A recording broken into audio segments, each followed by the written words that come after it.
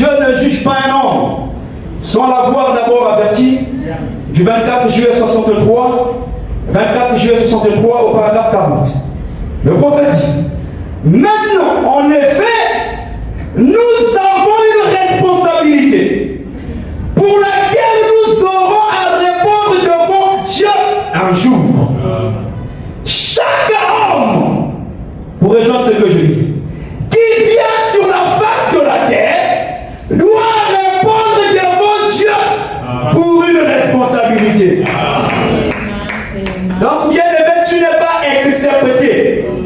Qui que tu sois, tu vas répondre devant Dieu un jour. Ah oui, nous sommes appelés à répondre devant Dieu pour tout ce que nous faisons, pour tout ce que nous commettons.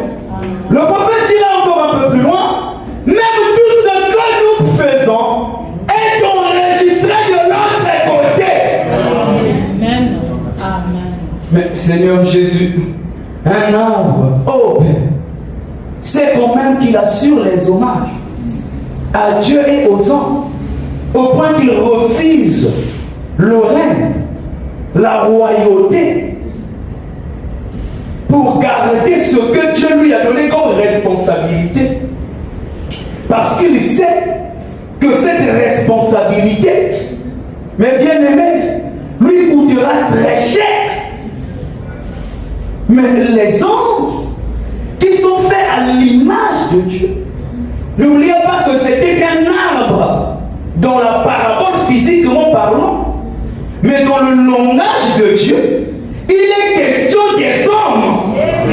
Parce qu'Abimelech n'était pas un arbre physique, il était un homme. Et ce sont les hommes qui l'ont proclamé roi. Mais un arbre, bien aimé, arrive à reconnaître ces choses. Là où les hommes ne reconnaissent plus leur position. Et c'est là que Paul prend le message.